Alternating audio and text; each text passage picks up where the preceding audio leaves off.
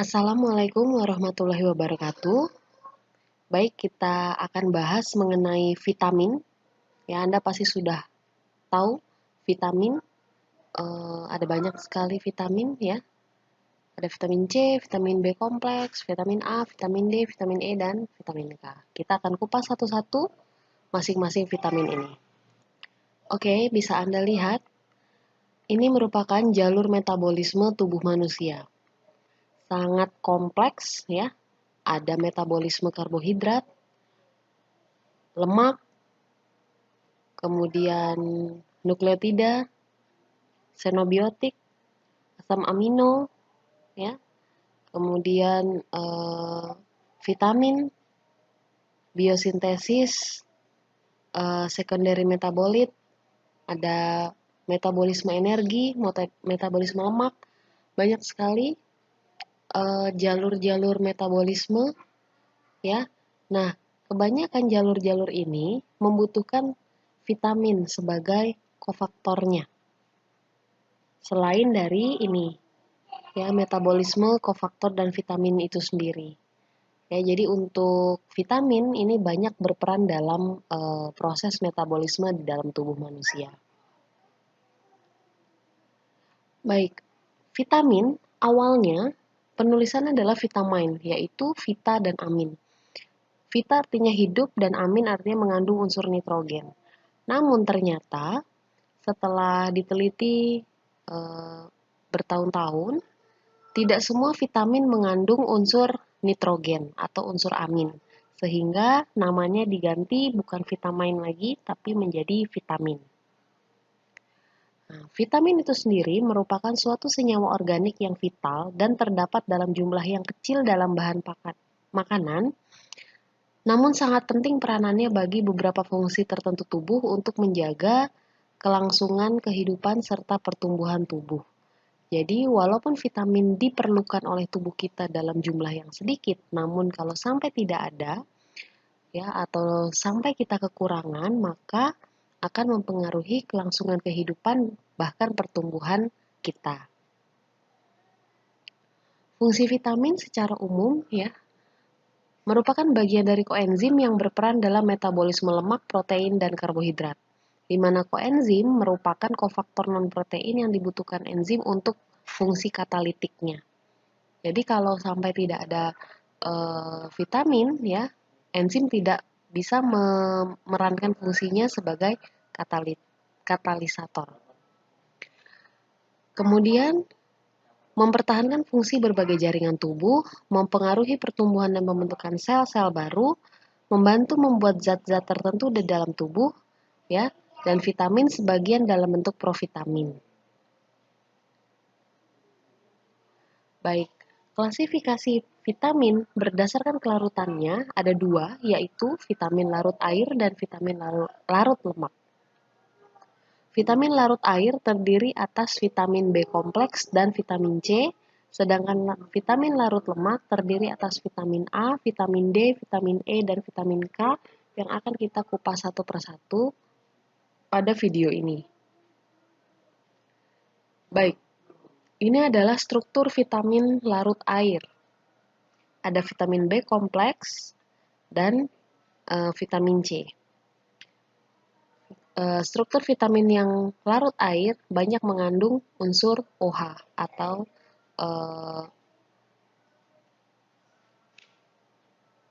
unsur OH, hidroksi. Lalu struktur vitamin larut lemak, Anda bisa lihat di sini vitamin A, vitamin D, vitamin E, dan vitamin K, ya, memiliki rantai yang panjang, ya, seperti struktur asam lemak. Baik, kita bahas yang pertama adalah vitamin larut air. Vitamin C. Sifat vitamin C sedikit stabil dalam larutan asam, namun mudah teroksidasi, apalagi dipercepat oleh adanya panas, sinar, alkali, enzim, oksidator, dan katalis berupa Cu dan Fe. Mudah larut dalam air, dan mudah rusak oleh panas, alkali, dan oksidasi.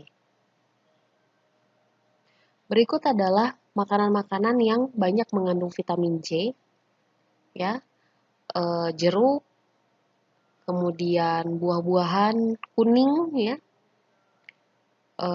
brokoli itu juga tinggi, sayur-sayuran banyak sekali di sini ini. Sumber vitamin C ada cabai, pepaya, jambu biji, blackcurrant, ceri, kubis, paprika hijau, brokoli, markisa, dan leci. Jadi tidak selalu buah yang berwarna orange itu tidak hanya buah yang berwarna orange maksud saya. Jadi bisa juga brokoli juga warnanya hijau, paprika hijau juga warnanya hijau. Itu mengandung vitamin C yang tinggi. Baik, ini adalah struktur dari asam askorbat atau vitamin C, ya. Jadi asam askorbat ini adalah suatu turunan heksosa, ya, suatu turunan heksosa dan diklasifikasikan sebagai karbohidrat yang erat berkaitan dengan monosakarida karena disintesis dari D-glukosa dan D-galaktosa dalam tumbuhan, ya, juga sebagian besar hewan.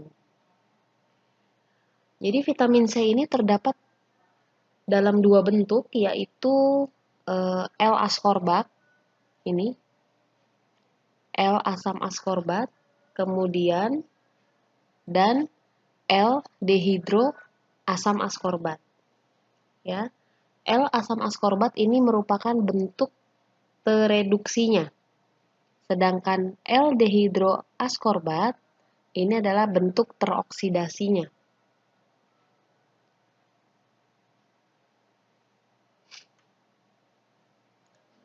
Bentuk vitamin C yang paling aktif adalah bentuk tereduksinya, yaitu L-asam askorbat. Ini adalah bentuk vitamin C yang paling aktif, yaitu L-asam askorbat. Ya, ini bentuk yang paling aktif.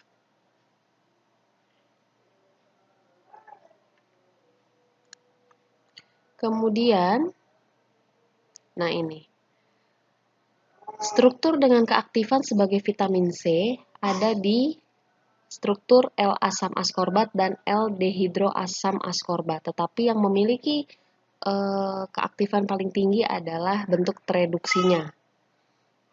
Ya, kemudian asam askorbat ini bisa teroksidasi, ya,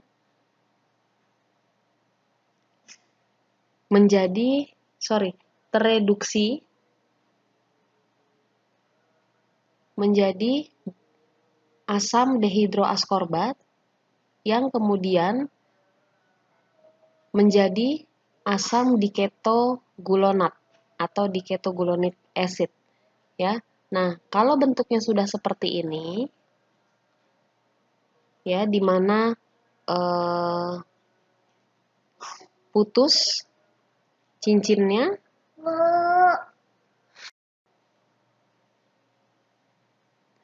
asam diketogulonat ini sudah tidak memiliki lagi keaktifan sebagai vitamin C karena ini cincinnya sudah putus. Ya, baik. Ini adalah proses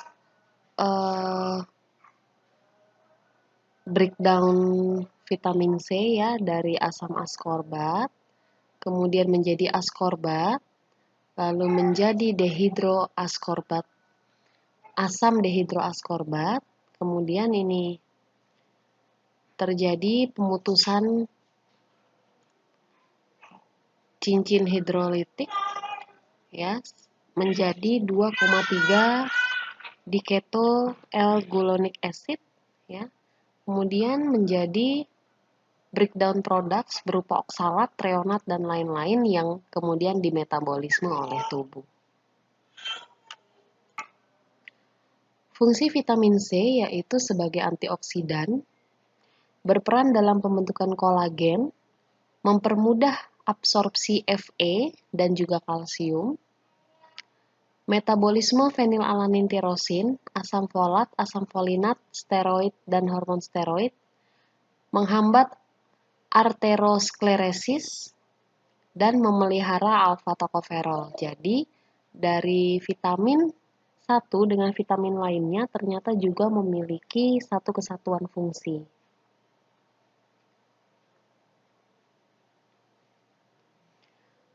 Metabolisme vitamin C. Vitamin C diserap dengan mudah di usus halus, lalu masuk ke peredaran darah melalui vena porta, dan kelebihannya akan dikeluarkan melalui urin dalam bentuk asam oksalat. Ini tadi hasil breakdown metabolismenya berupa asam oksalat, salah satunya dikeluarkan melalui urin.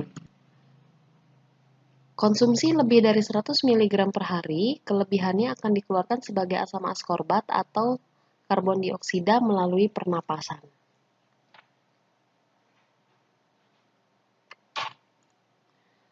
Mari kita masuk ke defisiensi vitamin C. Defisiensi vitamin C dapat menyebabkan skorbut atau dalam bahasa Inggris scurvy. Cirinya adalah yang pertama, merasa lelah, lemas, kemudian gusinya mulai berdarah, lalu anemia, dan demam tinggi. Ya, ciri-ciri dari skorbut atau scurvy adalah ini. Giginya bisa lepas tanpa penyebab. Kemudian sunken eyes atau mata menguning, dan pale skin, kulitnya mengering. Ini adalah ciri-ciri defisiensi atau kekurangan vitamin C.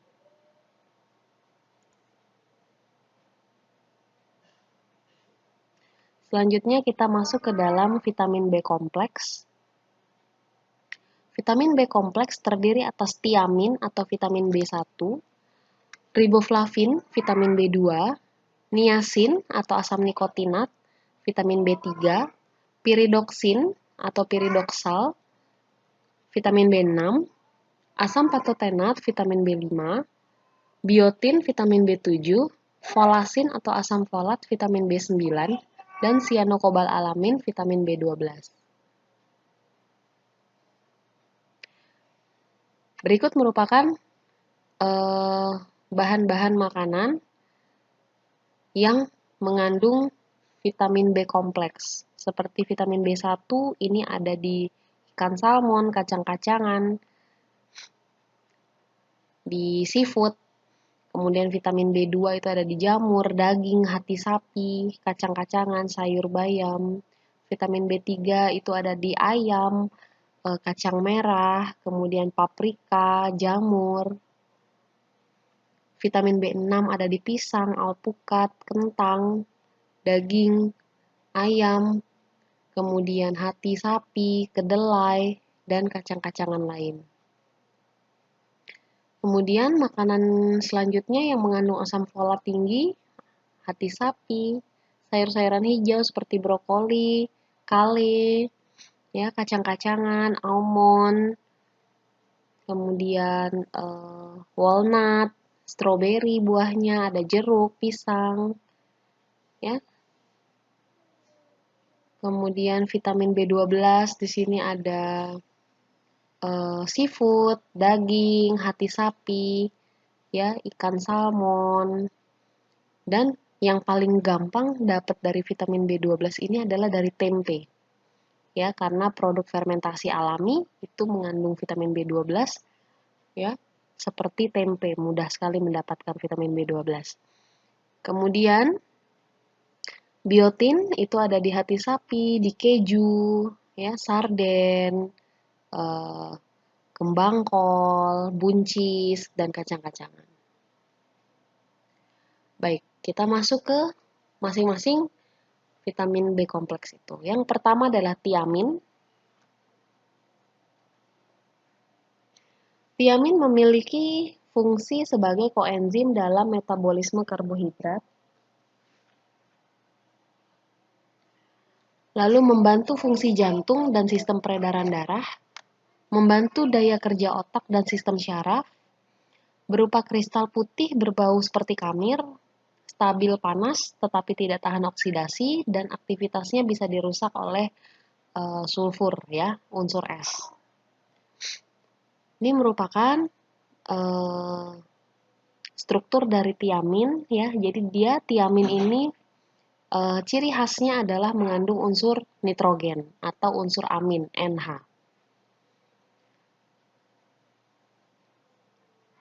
Ya. Tiamin di dalam tubuh itu akan tiamin dari makanan ya masuk ke dalam mulut, lalu masuk ke dalam perut, diproses. Nah, kemudian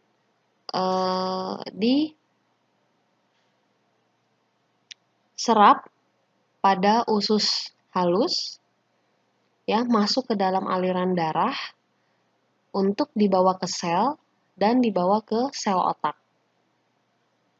Ya. Defisiensi vitamin B1 dapat menyebabkan beriberi. Yang terkenal adalah beriberi disease.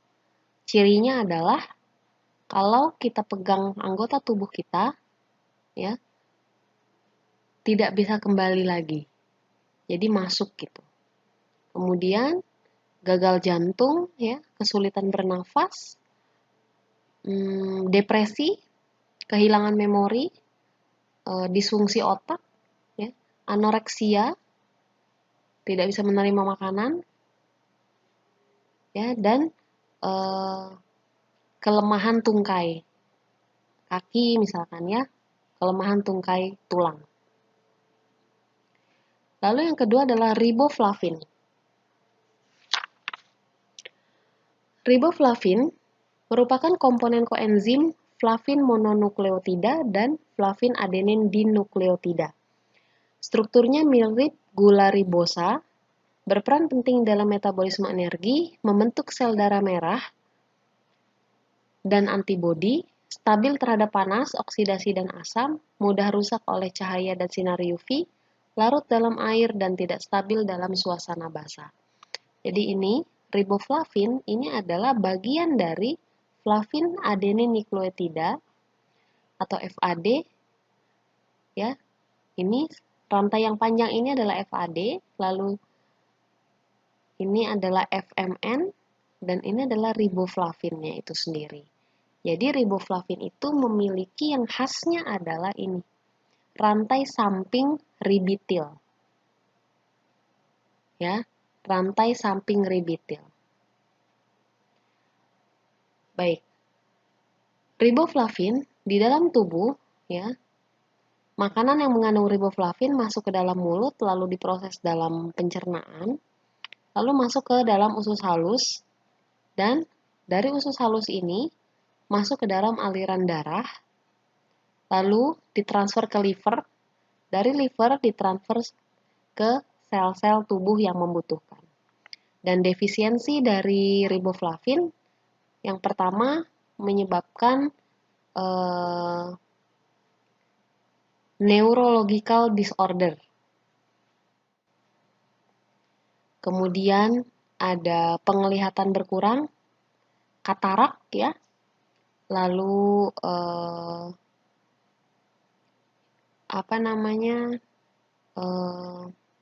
seperti radang mulut, ya.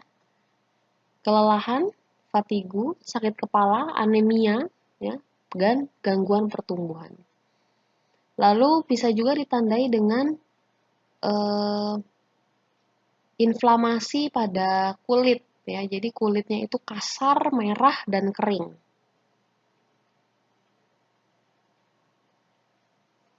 Yang ketiga adalah niacin atau vitamin B3.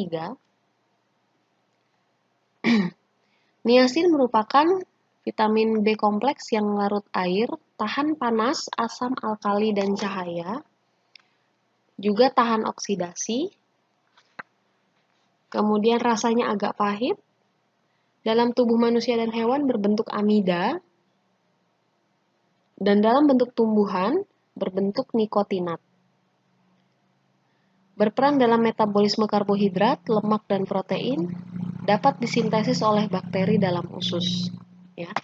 Jadi, niacin ini ya,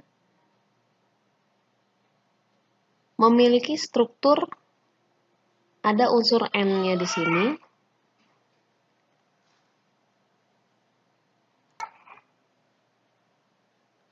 Niacin berfungsi sebagai komponen koenzim nikotinamida adenin dinukleotida atau NAD dan NADP yang berada di semua sel dan berperan sebagai faktor berbagai oksidoreduktase yang terlibat dalam glikolisis. Ya.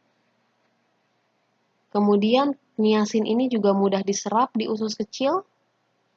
Ya, dan triptofan merupakan unsur prekursor niacin di mana perubahan triptofan menjadi niacin memerlukan vitamin B6. Nah, ini juga hubungan atau keterkaitan antara vitamin 1 dengan vitamin lainnya. Jadi, niacin itu membutuhkan asam amino triptofan ya dalam metabolismenya. Ya, jadi ini makanan mengandung niacin masuk ke dalam mulut, lalu diproses di pencernaan, dan di usus kecil, niacin dikonversi menjadi NAD dan NADP, lalu ditransfer ke sel, ya, untuk menjalankan berbagai fungsinya. Salah satunya adalah mengontrol kolesterol. Kemudian, kelebihan niacin ya biasanya disimpan di dalam hati dengan cara dikonversi menjadi L-triptofan. Bukan dikonversi menjadi triptofan, tetapi dalam bentuk niacin disimpan di dalam hati, ya. Kelebihannya itu akan diekspresikan keluar tubuh.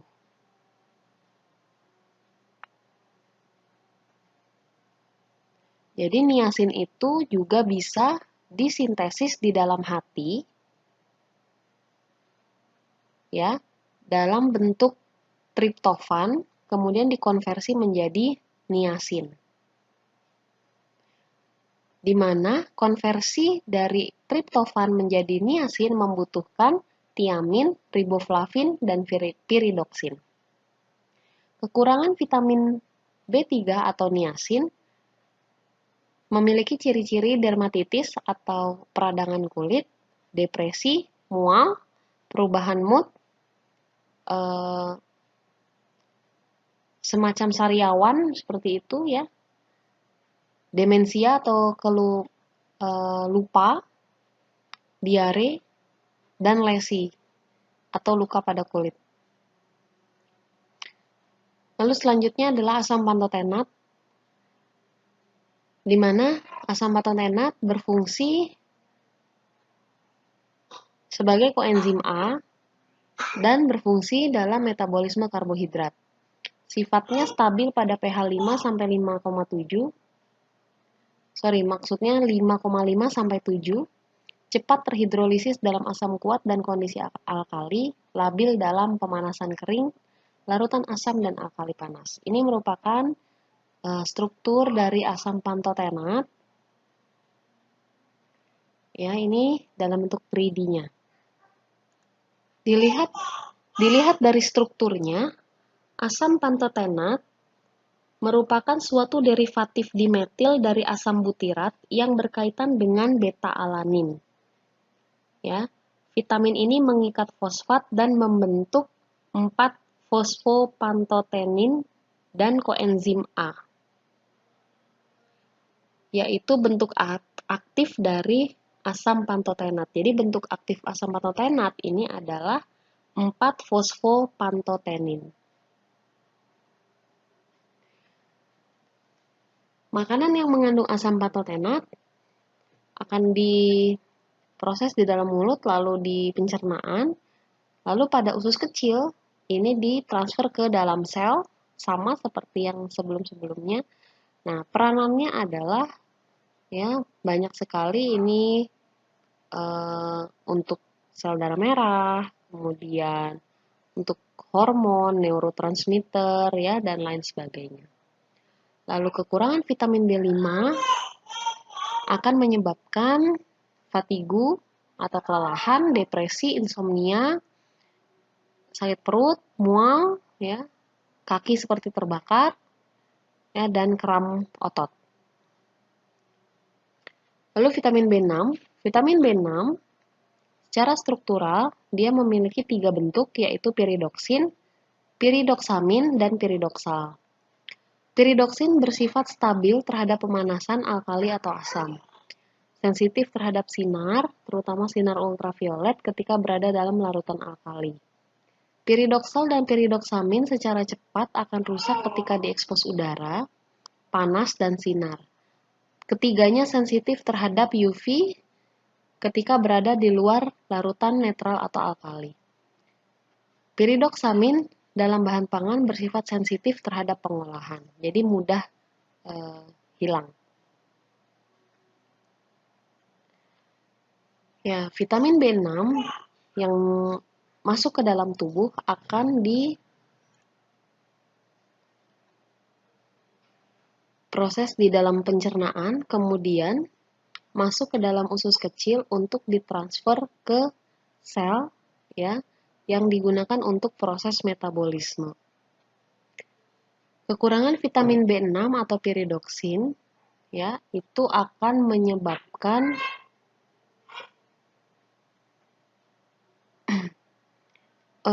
penurunan sistem imun ya pada manusia dan mengurangi kerja otak. Selanjutnya adalah vitamin B7 atau biotin. Biotin terikat pada protein dari suatu enzim dan berperan pada sejumlah reaksi karboksilasi enzimatik yang memerlukan ATP sebagai pembawa sementara gugus karboksil.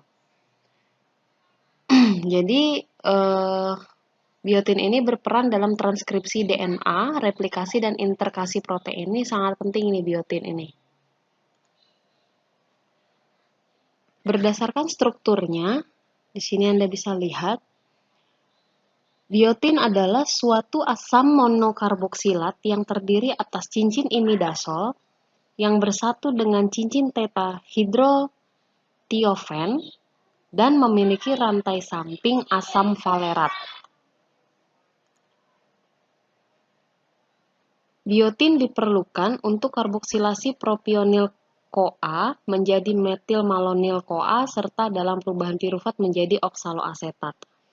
Ya, biotin ini merupakan kofaktor berbagai enzim karboksilase yang digunakan dalam sintesis dan metabolisme asam lemak, gluconeogenesis, dan metabolisme asam amino berantai cabang. Ya, sifatnya tahan panas, larut air, dan alkohol, serta mudah teroksidasi. Baik biotin yang terkandung di dalam makanan masuk ke dalam mulut lalu dicerna pada usus kecil ya, lalu didistribusikan ke dalam sel untuk melakukan tadi ya fungsi-fungsi DNA, menghasilkan energi dari protein dan lemak ya.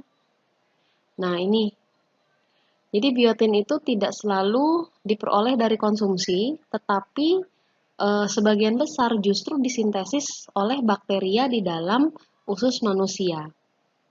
Seperti itu. Kekurangan vitamin B7 dapat menyebabkan kerontokan rambut. Kemudian penurunan fungsi jantung, anemia, kemudian ini kuku atau kuku jari tangan itu mudah patah, ya, kemudian seperti rapuh begitu. Lalu anoreksia, depresi, dan eksema. Eksema itu seperti peradangan kulit, ya, di mana kulit itu mengering seperti bersisik, ya, kemudian mengelupas merah dan terasa gatal. Selanjutnya asam folat atau vitamin B9 atau disebut juga sebagai folasin. Peranannya adalah sintesis DNA, memperbaiki DNA, metilasi DNA, yaitu kofaktor reaksi biologis, mempercepat pertumbuhan sel, memproduksi sel darah merah, dan melindungi dari anemia.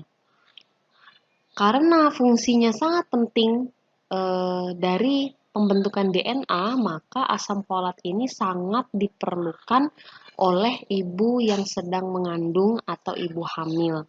Kenapa? Karena pada ibu hamil sedang dilakukan pembentukan janin.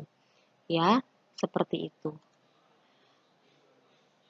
Anda lihat struktur asam folat di sini. Jadi asam folat dalam bentuk aktifnya terdiri atas cincin pteridin, kemudian terdiri atas para amino benzoic acid atau para amino asam benzoat atau PABA, ya, dan asam amino glutamat.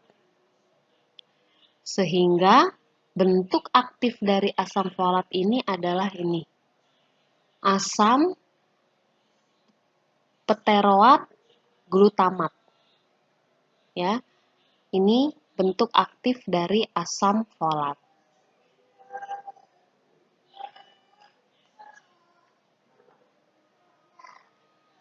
Baik.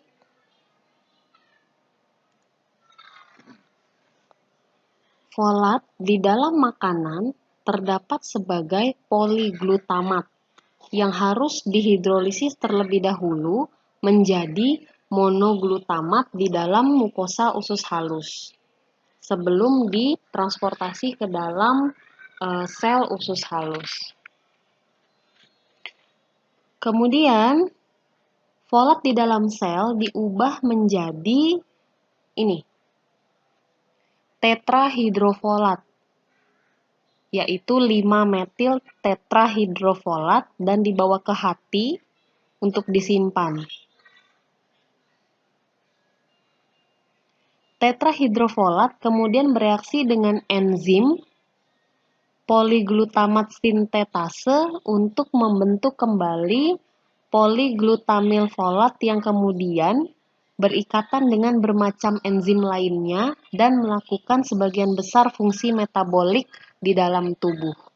Jadi, sebelum asam folat digunakan untuk berbagai macam metabolisme tubuh, harus diubah menjadi FH4 atau asam tetrahidrofolat dulu yang membawa 1 unit karbon berupa hidroksimetil, formil, dan metil dalam sejumlah reaksi enzimatis di dalam tubuh.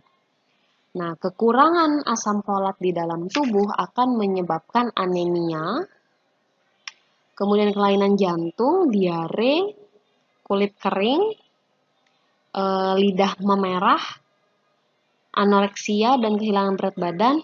Dan ini, kekurangan folat pada ibu hamil dapat menyebabkan abnormalitas pada bayi atau janin yang dikandungnya.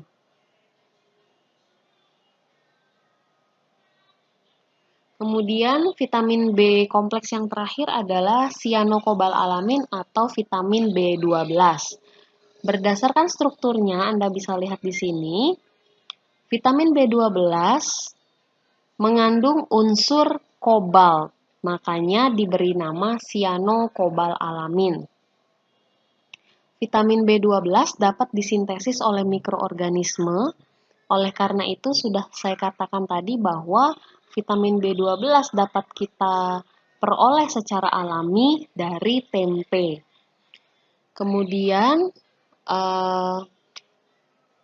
unsur kobalt ini ya berikatan dengan gugus cyano, ya, oleh karena itu disebut dengan cyanokobalamin. Bentuk koenzim vitamin B12 disebut 5-deoksidenozilkobalamin, di mana gugus cyano digantikan gugus 5-deoksiadenosil. Enzim yang memerlukan koenzim vitamin B12 mempunyai mempunyai kemampuan melangsungkan pemindahan atom hidrogen dari satu atom karbon ke atom berikutnya sebagai ganti alkil, karboksil, hidroksil, dan gugus amino. Ya, jadi vitamin B12 ini juga penting sekali dalam proses metabolisme karena banyak diperlukan koenzim vitamin B12 untuk melakukan proses metabolisme. Vitamin B12 murni bersifat stabil terhadap panas dan rutan netral, tetapi rusak jika dipanaskan dalam larutan alkali atau asam. Ya, jadi kalau di dalam bahan pangan, vitamin B12 ini akan mudah rusak ketika dipanaskan. Baik, ini adalah proses penyerapan vitamin B12. Vitamin B12 yang masuk melalui makanan itu akan diikat oleh reseptor TC2, yaitu reseptor khusus yang ada di dalam pencernaan, lalu dibawa ke pencernaan, ya, lalu digesti atau dicerna dengan bantuan GIT enzim. Kemudian vitamin B12 diekskresikan melalui feses dan urin. Lalu vitamin B12 ini juga disimpan di dalam hati, ya, untuk nantinya digunakan kembali melalui sirkulasi enterohepatik, ya. Kekurangan vitamin B12 akan menyebabkan penurunan penglihatan, sariawan di mulut, ya, ada luka di mulut, kemudian kelelahan, ya, lemah otot, dan problem atau masalah menstruasi. Selanjutnya kita masuk ke dalam vitamin larut lemak, yaitu vitamin A, D, E, dan K. Vitamin A, stabilitas vitamin di bawah berbagai kondisi pengolahan relatif bervariasi, tapi kalau vitamin A ini cenderung tidak tahan panas atau mudah rusak oleh panas dan juga mudah teroksidasi oleh cahaya dan oksigen. Kemudian vitamin A akan rusak seluruhnya bila dioksidasi dan didehidrogenasi. Jadi pada proses pembuatan margarin dan mentega, ada proses dehidrogenasi, vitamin A-nya akan rusak. Kemudian vitamin A juga sensitif terhadap sinar UV dibandingkan sinar lainnya. Vitamin A banyak kita peroleh atau bisa kita peroleh dari keju, wortel, brokoli, ya, margarin yang sudah ditambahkan vitamin A, minyak goreng juga yang sudah ditambahkan vitamin A, seledri, susu, dan lain sebagainya. Baik, ini merupakan bentuk aktif dari vitamin A. Yang pertama adalah bentuk alkohol, yaitu retinol. Yang kedua adalah bentuk aldehid, yaitu retinal. Dan yang ini adalah bentuk asam, yaitu asam retinoat. Sedangkan beta-karoten adalah provitamin A. Retinol bila dioksidasi akan berubah menjadi retinal. Ya, dan retinal jika dioksidasi akan menjadi asam retinoat. Vitamin A hanya terdapat pada jaringan hewan, sedangkan pada tumbuhan terdapat karoten sebagai provitamin A. Ya, alfa, beta, gamma karoten tersebut memiliki berat molekul kira-kira 2 kali vitamin A pada jaringan hewan. Jadi kalau di tumbuhan hanya ada beta karoten. Bukan vitamin A dalam bentuk retinol, retinal, atau asam retinoat. Bentuk ketiga ini hanya diperoleh di jaringan hewan. Ikatan rangkap yang terletak pada pertengahan karoten akan dioksidasi dalam jaringan hewan dan terpotong sehingga menghasilkan satu molekul vitamin A dalam bentuk yang aktif, yaitu retinal.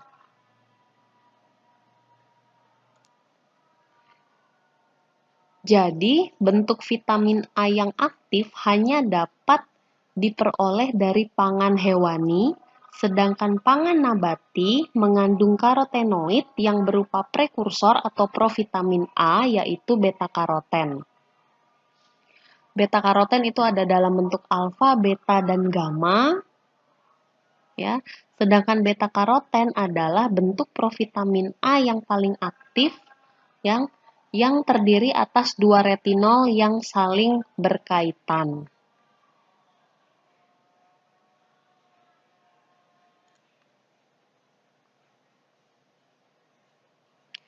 Baik, ini ada vitamin A dari animals atau hewani dan nabati, ya. Keduanya dicerna, kemudian di usus halus, di usus kecil, akan ditransfer ke sel. Lalu, yang dalam bentuk vitamin A aktif dari hewan akan dibawa ke liver atau hati. Ya. Dan ini akan dilakukan fungsi-fungsi selanjutnya. Kekurangan vitamin A akan menyebabkan rabun senja atau xerophthalmia, membran mukos kering, penghambatan pertumbuhan, kulit kering dan berjerawat, kerontokan rambut, ya, dan penurunan fungsi kerja reproduksi. Yang lainnya bisa juga menyebabkan anemia. Lalu vitamin D. Vitamin D berasal dari steroid yang dapat disintesis oleh tubuh dengan menggunakan kolesterol sebagai bahan dasar. Dalam proses biosintesis terjadi pemutusan cincin B dari 7-deoksikolesterol menjadi kolekalsiferol atau vitamin D3 yang selanjutnya diolah lagi menjadi 1,25 dehidrokolekalsiferol dengan bantuan sinar ultraviolet. Nah, 1,25 dehidrokolekalsiferol ini merupakan bentuk vitamin D yang paling aktif, ya, dan bersama hormon paratiroid mengatur penyerapan kalsium dan fosfor oleh usus.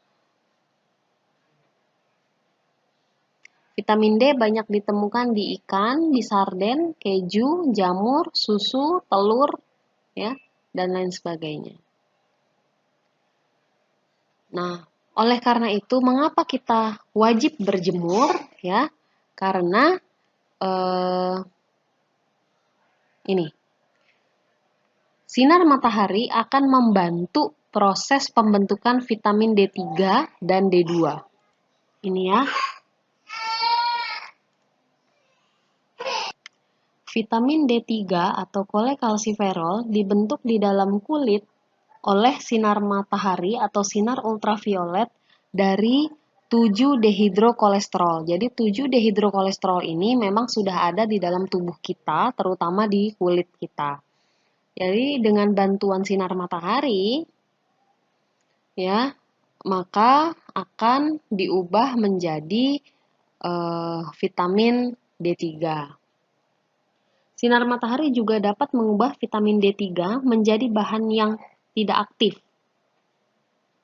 Banyaknya provitamin D dan bahan tidak aktif yang dibentuk tergantung pada intensitas radiasi ultraviolet yang kita terima. Selain itu, pigmentasi, penggunaan alas penahan matahari atau sunscreen atau sunblock, dan lama waktu kita berjemur itu juga mempengaruhi proses perubahan provitamin D3 ini. Ya, jadi kalau untuk yang berkulit gelap, berjemurnya harus lebih lama dibanding yang berkulit lebih terang. Lalu, vitamin D3 di dalam hati diubah menjadi bentuk aktif, yaitu 25-hidroksikolkalsiferol atau 25-hidroksivitamin D, yang 5 kali lebih aktif dibandingkan vitamin D3. Selanjutnya, bentuk aktif ini dibuat oleh ginjal. Ini, ya. Ginjal akan merubah 25-hidroksivitamin D menjadi 1-alfa-25-hidroksivitamin D. Dihidroksivitamin D. Sintesis kalsitriol diatur oleh taraf kalsium dan fosfor dalam serum dan hormon paratiroid atau PTH yang dikeluarkan bila kalsium dalam serum rendah tampaknya merupakan perantara yang merangsang produksi 1-alfa-25 OH 2 kali vitamin D. Ya, jadi pembentukan bentuk vitamin D 1-alfa-25 dihidroksi ini dipengaruhi juga oleh kalsium level ini. Ya, yang akan mempengaruhi kerja hormon paratiroid.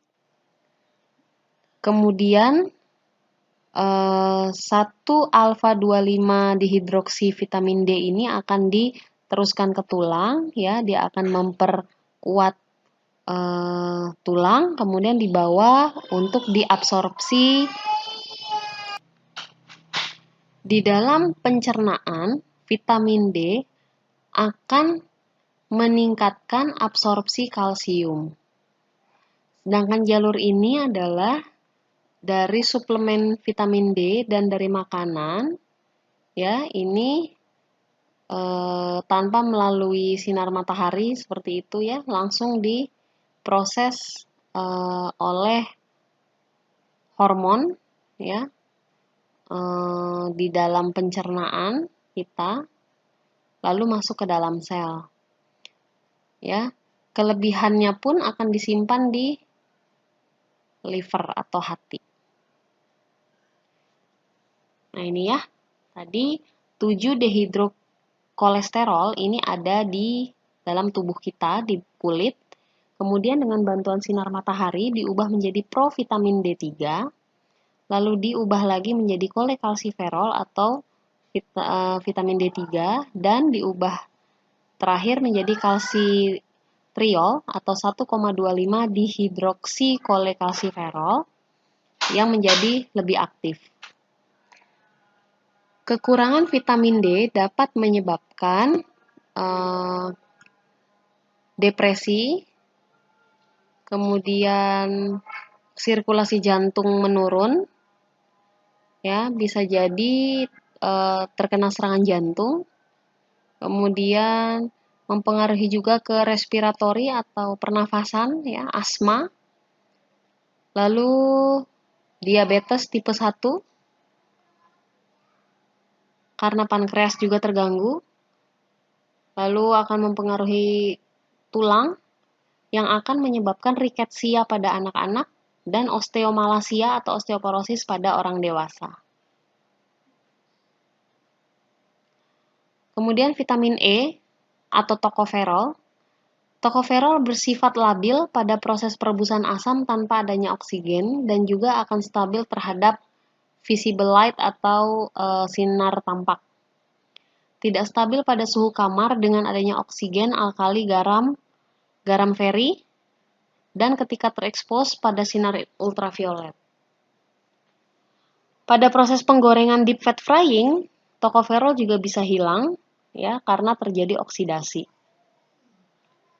Hal ini terutama disebabkan karena terjadi destruksi tokoferol oleh derivat asam lemak secara kimia aktif yang terbentuk selama pemanasan dan oksidasi. Vitamin E dapat kita peroleh, ya, dari seledri, kacang-kacangan, pistasio, alpukat, kemudian ini apa ini ya? Kuaci, yeast, kacang almond, minyak zaitun, paprika, dan lain sebagainya. Oke, vitamin E itu bentuknya ada beberapa, yaitu alfa tokoferol, gamma tokoferol, delta tokoferol, dan beta tokoferol, di mana yang bentuk paling aktif vitamin E adalah alfa tokoferol. Kekurangan vitamin E akan menyebabkan penuaan dini, varises, dan jerawat. Oleh karena itu, suplemen vitamin E banyak dijual, ya. Klaimnya adalah untuk masalah kulit. Ciri dari kekurangan vitamin E yaitu bisa menyebabkan anemia, lemah otot, kulit kering, kram kaki, ya, imunitas turun, masalah fertilitas atau sulit punya anak, kebutaan, kanker, dan rambut rontok. Vitamin K. Vitamin K merupakan komponen enzim karboksilasi yang bentuk utamanya adalah vitamin K1 dan K2. Vitamin K diperlukan untuk pembentukan protombin yang aktif bila berikatan dengan kalsium membentuk trombin. Trombin adalah enzim yang mengubah fibrinogen plasma darah menjadi fibrin, yaitu protein serat yang tidak larut yang menggabungkan gumpalan darah bersama-sama. Sehingga vitamin K ini sangat penting untuk proses penggumpalan dan pembekuan darah.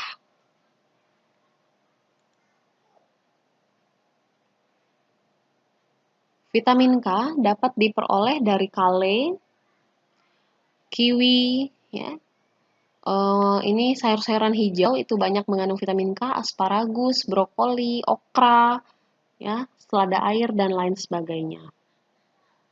Baik, ini merupakan bentuk vitamin K, jadi sebenarnya ada 3, tapi yang paling aktif itu adalah K1 dan K2, di mana K1 ini namanya phylloquinone, vitamin K2 namanya menaquinone,